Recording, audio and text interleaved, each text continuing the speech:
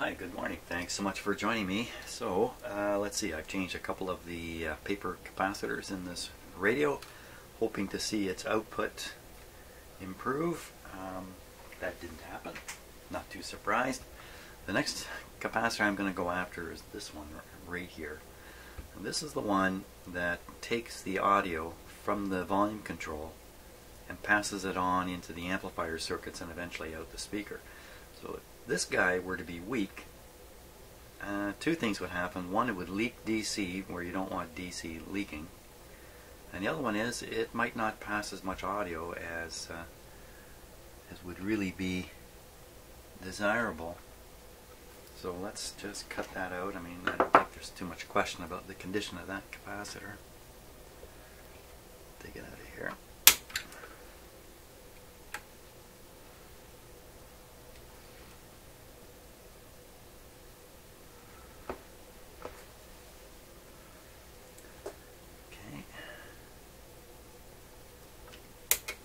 I think this is a 0.004, I believe.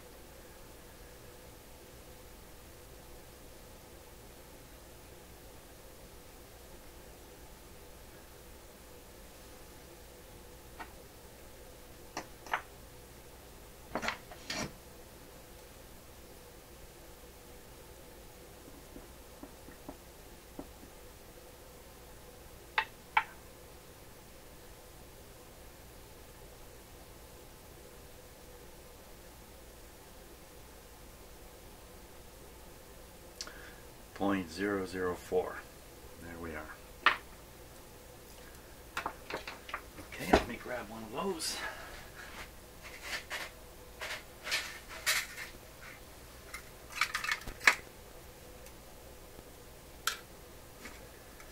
Okay. Now.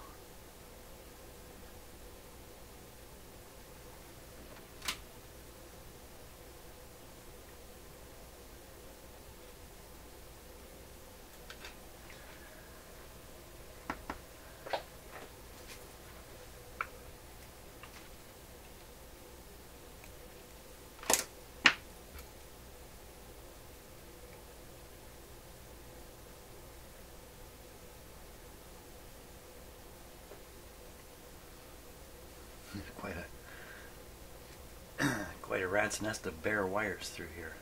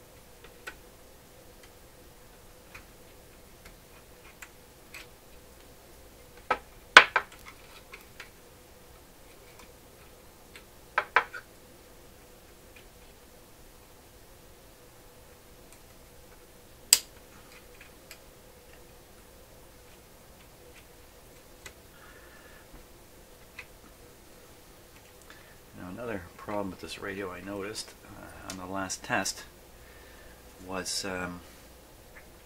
the alignment seemed to be out on it. It looked like it was producing two peaks as you tune through something. I don't think that's going to be affected by this capacitor at all.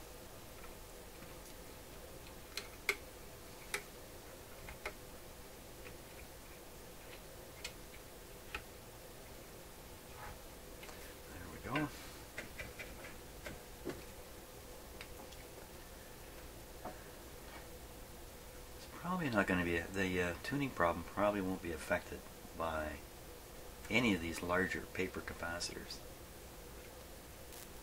I'm thinking it's just an alignment problem. Okay, there we go.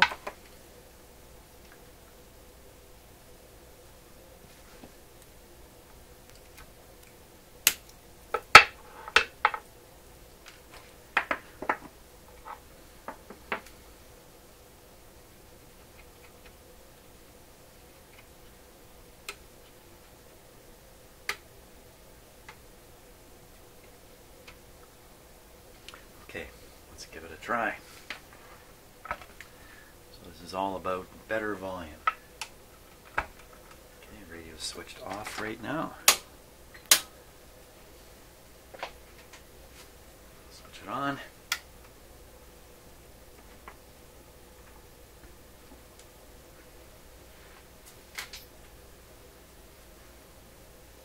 You notice the operation of this light.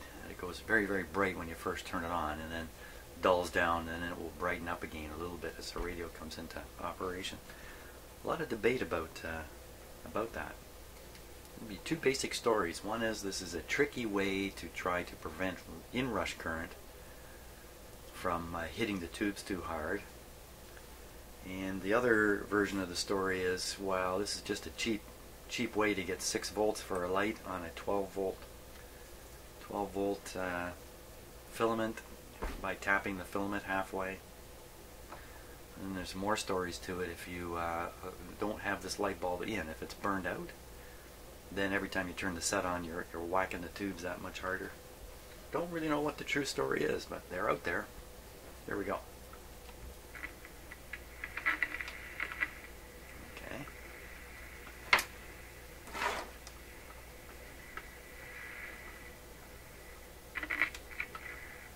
A little hard to judge if there's really more volume here or not.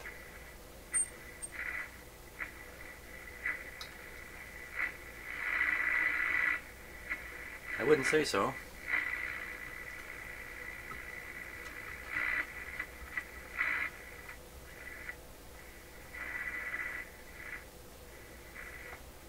I still can't tune back down into here because of the string problem. Wait a minute. Wait a minute, we're getting down there.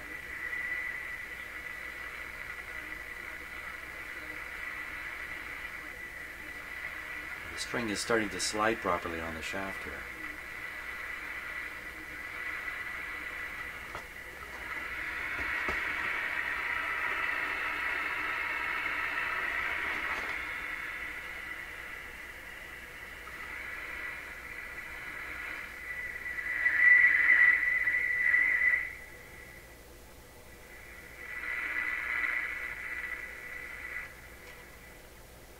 Well, I think I heard one station there.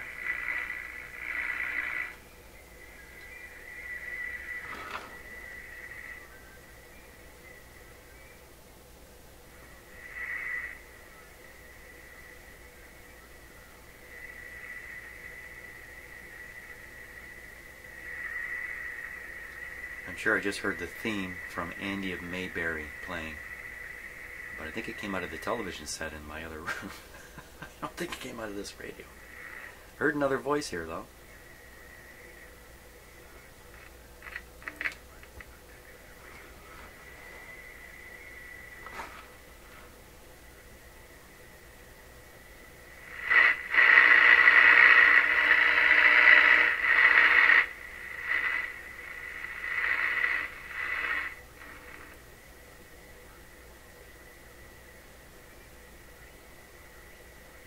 It's actually receiving something right now.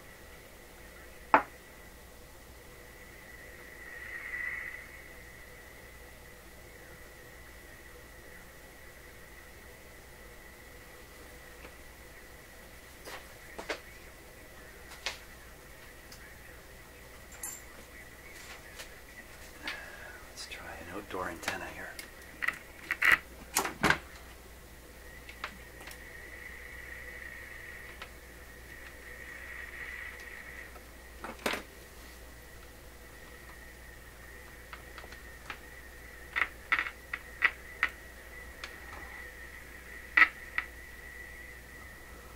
Seem to help at all.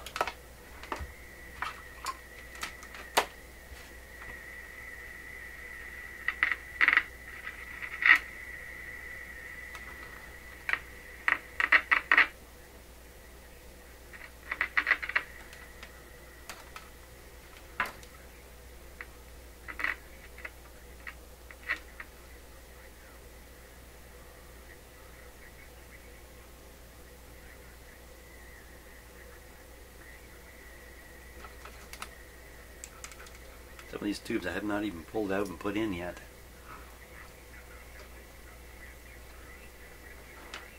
But there it is working. Just very low volume.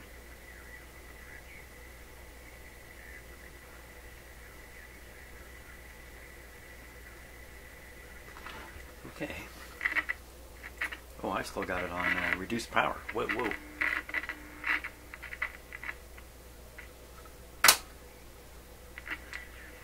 A little more volume.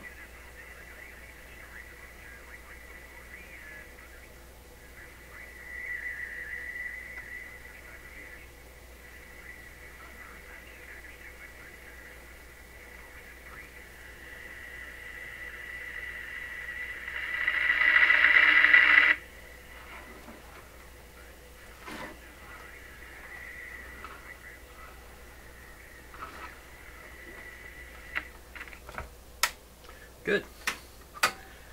Good. I think it's a little bit better again. Can't be absolutely sure though.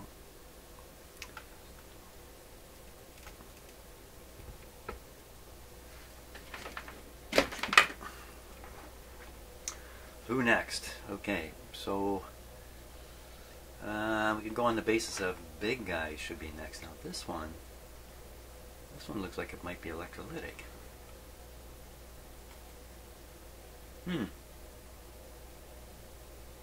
What's going on there? The reason I say that is because of the style of the connection back here on this capacitor.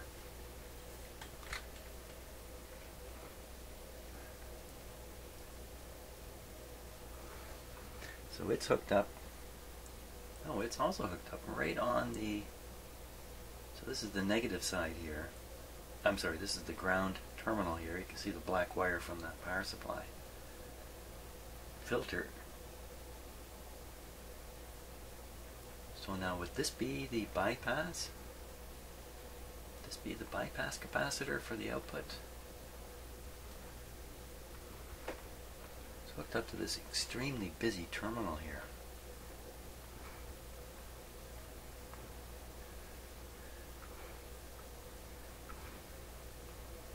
Looks like a B plus point here.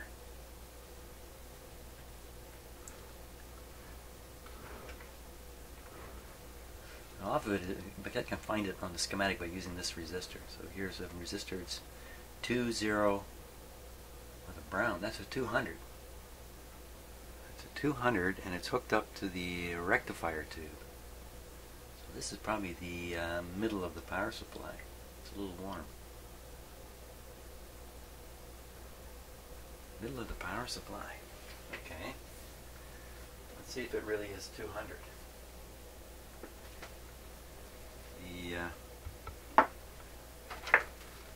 The resistors in power supplies like that work pretty hard.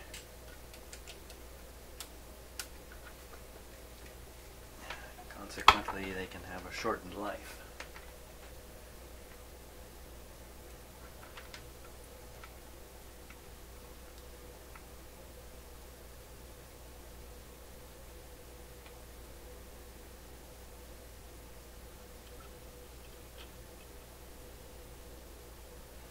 $200. Okay,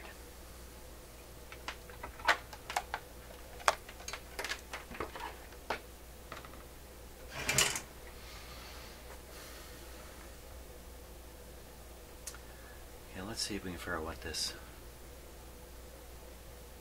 great big capacitor is. Flip over to the schematic. Now, for some reason, I have not been able to bring these schematics up in the usual viewer. So I don't think I can rotate this.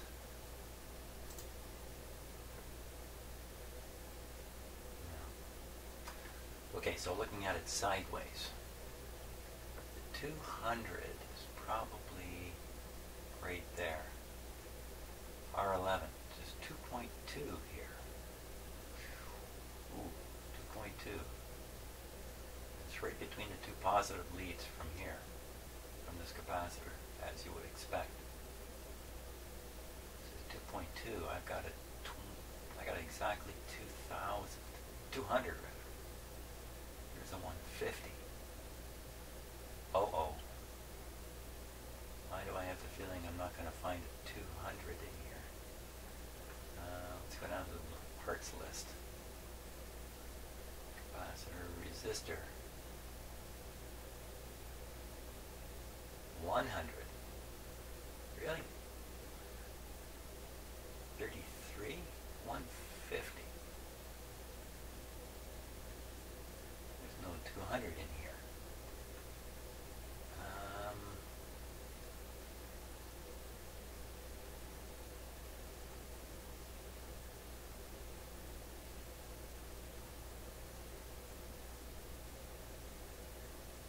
22K.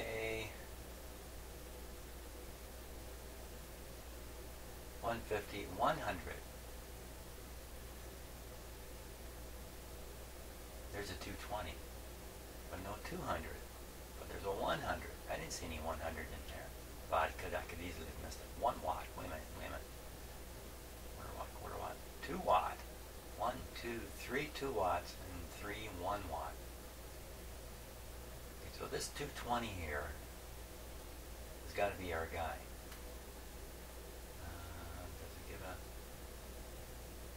What? R11. And then they got 3 values here. Stock number. Why would they do that? Here's another case. L1. And you have 2 things. Loop with our trimmer loop assembly. So I have the feeling what's going on here is these are the 3 possibilities for R11. Wait, it says R11 here. Hold on, I'm reading this wrong. O1, R1. Okay, I thought I had the O1. I had the O1. There should be a 2200 2 watt resistor. I don't think there's any 2200. 2 watt. I see a 200 2 watt. R14. R14. R14, R, how do they number these?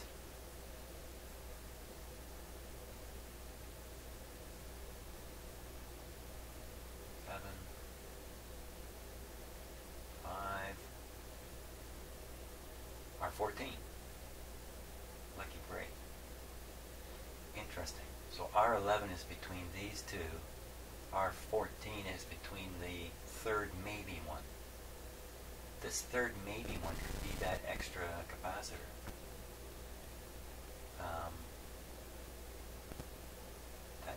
That looks like an electrolytic capacitor. If that's the case, oh boy.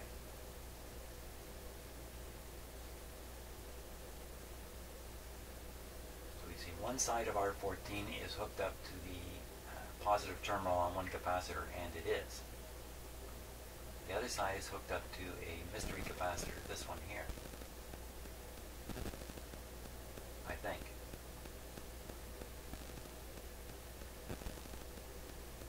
So this capacitor, C13C, C13C, C13C is the 12.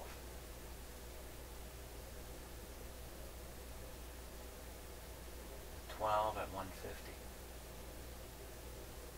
Okay, let's see if that's what's in there. I'll cut that out, and then we'll see if that's a 12.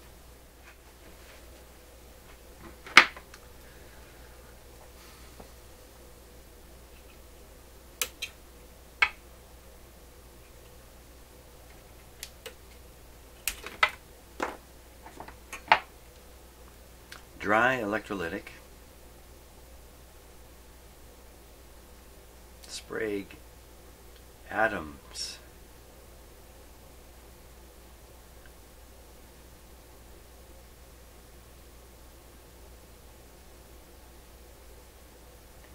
(85° C). I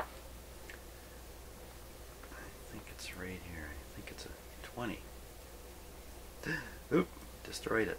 That didn't work. Just destroyed the value. Oops. Yeah, there's no real wax on the outside of this. I should have kind of washed it instead. Duh.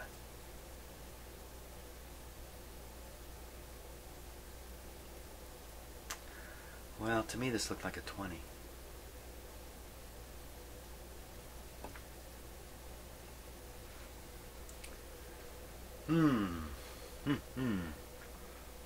20 or 12? What to put in there?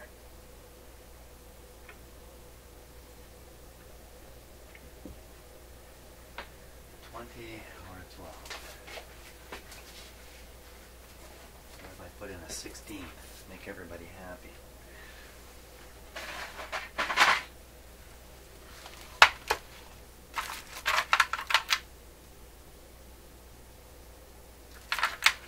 Okay, I'm trying to leave the video running here. Sorry, and watch me pick around through some capacitors.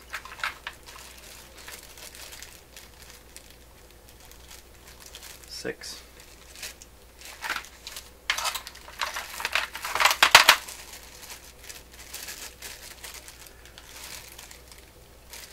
50.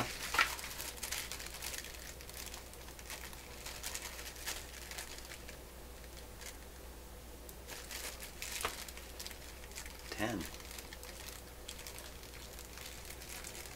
That's close to 12.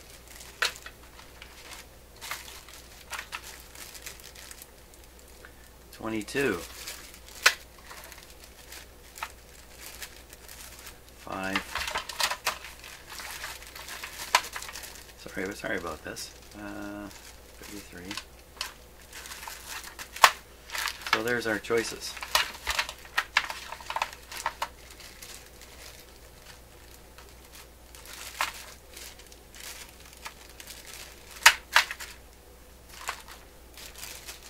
$10 or $20. I think I'll go for the 20.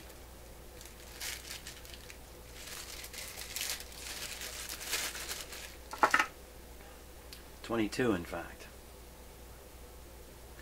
If it's supposed to be 12 and I put in a 22, I really don't think it's a substantial problem for the radio. If it's supposed to be 20 and I put in a 10, that might not be the best deal. We're going to put this in. Positive end was up. Positive end was up. It's not going to reach. Shoot. It's the wrong style of capacitor. Well, this is going to be the capacitor I need to use here, even though I'd like one with radial wires coming out of it. Instead they're just coming out the bottom.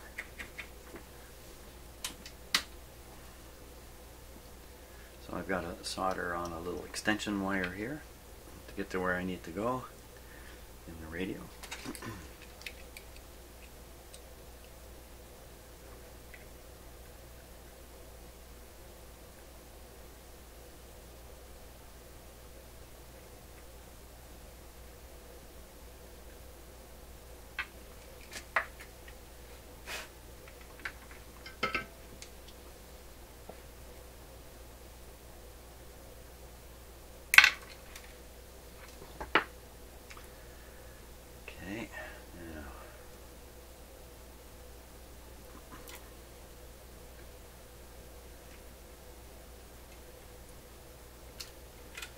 Sit in like this.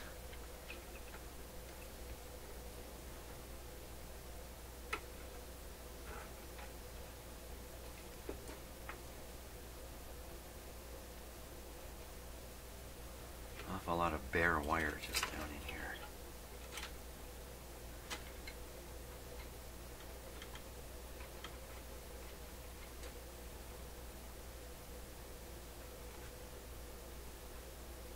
Put on a little shrink sleeve just to sleeve it.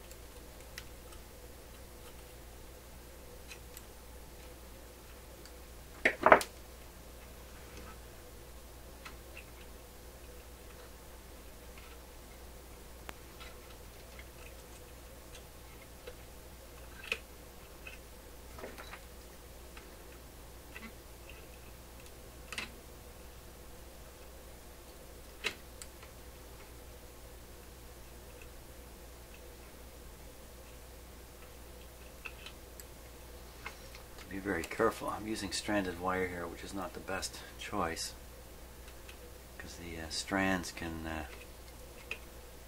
kind of end up where you don't want them. They're so small, a little hard to see. Easy to get a short set up.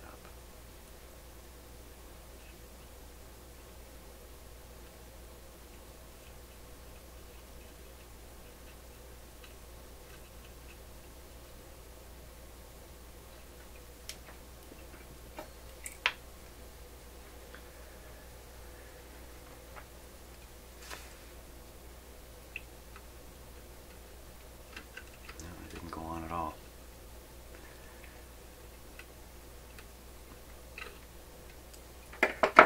Surprising.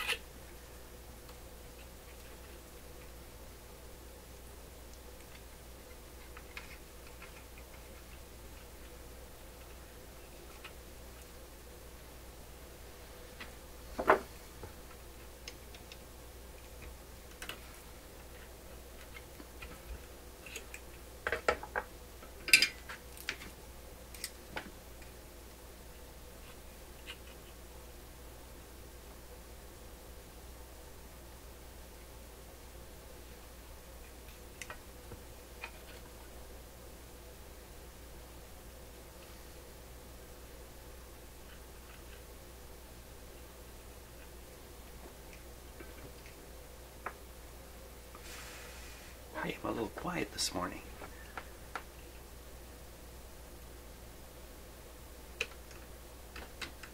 Okay, that got it that time.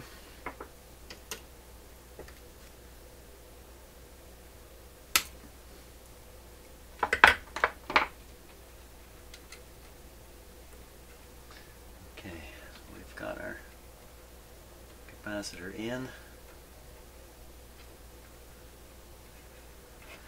Big capacitor, big effect. Let's see.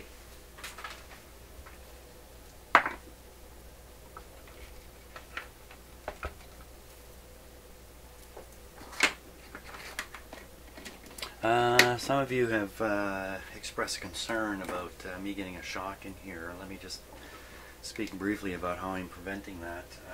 One, I am wearing rubber-soled slippers. Two, I am standing on a rubber-backed mat.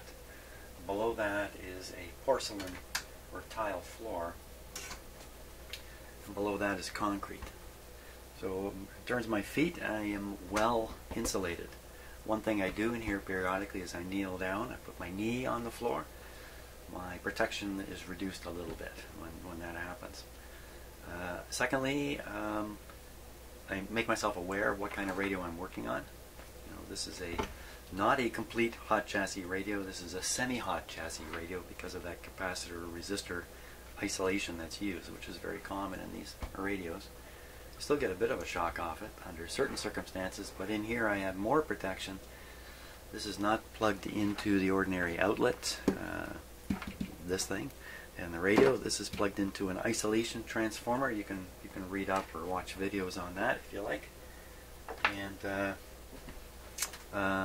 that means there's no circuit relationship between the earth and this radio until I hook up a piece of test equipment to the radio. So if I bring over a test lead, don't have one handy right now, but from any one of a number of pieces of equipment in here which are three-prong grounded, the moment I apply that ground to the chassis, now there are voltages on the radio that are relative to earth. So the isolation transformer works great while everything's isolated, but as soon as you unisolate something, you're into a whole new game. Okay, that's my little spiel on that. Radio's off. Power's on restriction. Here we go. everyone look away. Watch this light this time. Whew.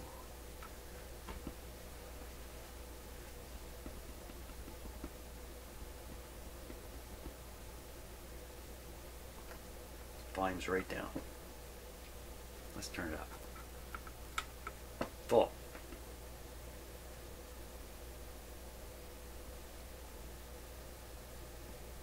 Okay, we'll go on full power here also.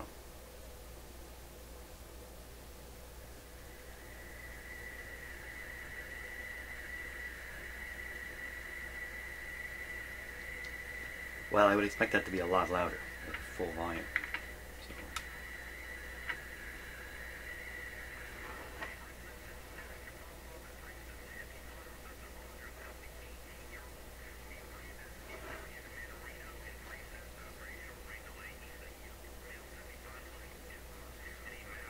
I'd say there's a little more volume there.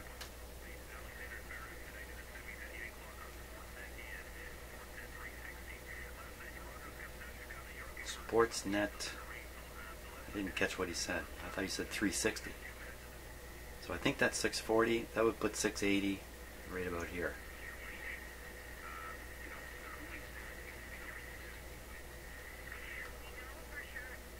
Oh, it's picking up all kinds of stuff.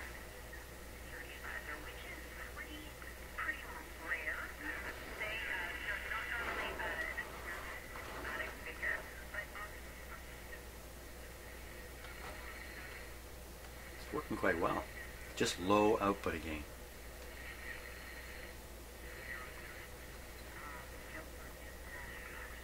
This is already, just ignoring the low volume problem, this is actually working really well in my shop. And what I mean by that is it's able to pick up these signals without noise washing them right out. So I had heard that this is actually a good radio. Okay, fantastic. A bit of dirt in the control there. Fantastic. Okay, well thanks so much for watching that, and onward we go.